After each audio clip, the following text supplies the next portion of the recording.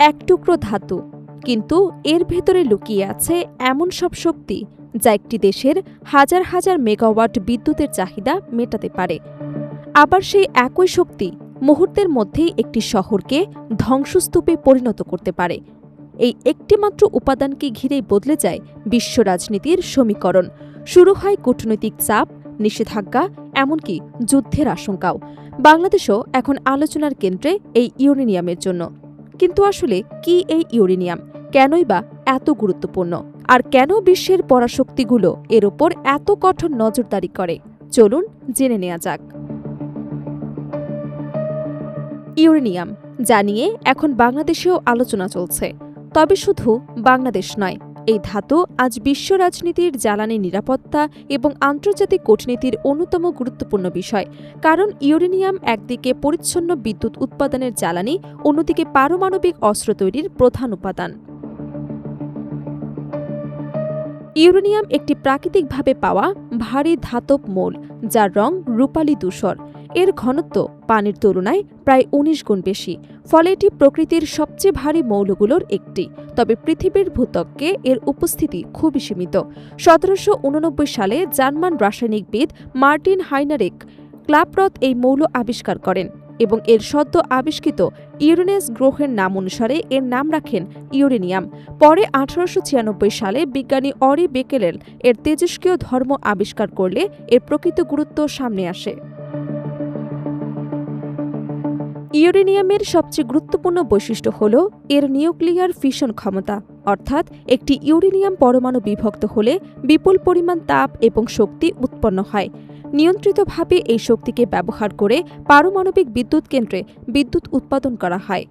World nuclear অ্যাসোসিয়েশনের তথ্য অনুযায়ী অল্প পরিমাণ ইউরেনিয়াম থেকেই বিপুল পরিমাণ বিদ্যুৎ উৎপাদন সম্ভব, যা কয়লার তুলনায় বহুগুণ বেশি কার্যকর।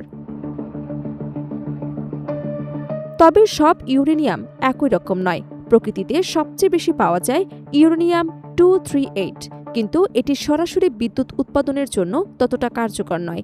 পারমাণবিক বিদ্যুৎ কেন্দ্র এবং অস্ত্রে মূলত ব্যবহৃত হয় ইউরেনিয়াম 235, যা প্রাকৃতিক ইউরেনিয়ামের মাত্র অল্প অংশ জুড়ে থাকে। তাই বিশেষ প্রযুক্তির মাধ্যমে এটিকে সমৃদ্ধ বা এনরিচ করা হয়।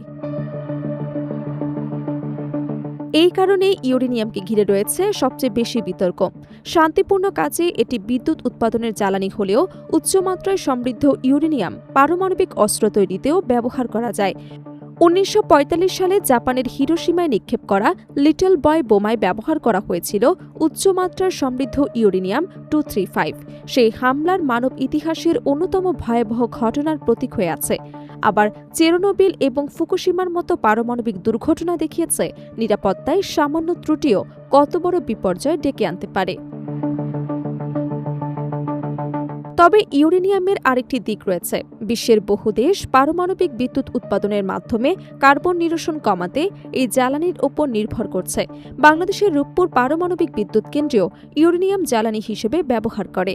এছাড়া চিকিৎসায় ক্যান্সারের রেডিওথেরাপি, কৃষি গবেষণা এবং বিভিন্ন বৈজ্ঞানিক পরীক্ষাও পারমাণবিক প্রযুক্তির গুরুত্বপূর্ণ ভূমিকা রয়েছে। ওয়ার্ল্ড নিউক্লিয়ার অ্যাসোসিয়েশনের তথ্য অনুযায়ী বিশ্বের অধিকাংশ ইউরেনিয়াম উৎপাদিত হয় কাজাখস্তান, কানাডা এবং অস্ট্রেলিয়ায়। তবে এই ধাতুর কৌশলগত গুরুত্বের কারণে এর খনন, পরিবহন এবং মজুত এবং ব্যবহার আন্তর্জাতিক পরমাণু শক্তি সংস্থার কঠোর নজরদারির আওতায় থাকে। সাম্প্রতিক বছরগুলোতে ইরানের ইউরেনিয়াম সমৃদ্ধকরণ কর্মসূচি নিয়েও আন্তর্জাতিক উদ্বেগ তৈরি হয়েছে। বিভিন্ন প্রতিবেদনে বলা হয়েছে দেশটি ৬০% পর্যন্ত সমৃদ্ধ ইউরেনিয়াম উৎপাদন করেছে। যদিও পারমাণবিক অস্ত্র তৈরির জন্য সাধারণভাবে প্রায় ৯০% সমৃদ্ধ ইউরেনিয়াম 235 প্রয়োজন বলে বিশেষজ্ঞরা মনে করেন। এ কারণে ইউরেনিয়ামকে ঘিরে বিশ্বজুড়ে কূটনৈতিক আলোচনা, নিষেধাজ্ঞা এবং আন্তর্জাতিক তদারকি অব্যাহত রয়েছে। অর্থাৎ ইউরেনিয়াম এমন একটি উপাদান যা একই সঙ্গে উন্নয়নের শক্তি এবং ধ্বংসের সম্ভাবনা বহন করে। তাই এর প্রতিটি ধাপ, খনন থেকে ব্যবহার পর্যন্ত আন্তর্জাতিকভাবে কঠোর নিয়ন্ত্রণ ও নজরদারির আওতায় রাখা হয়।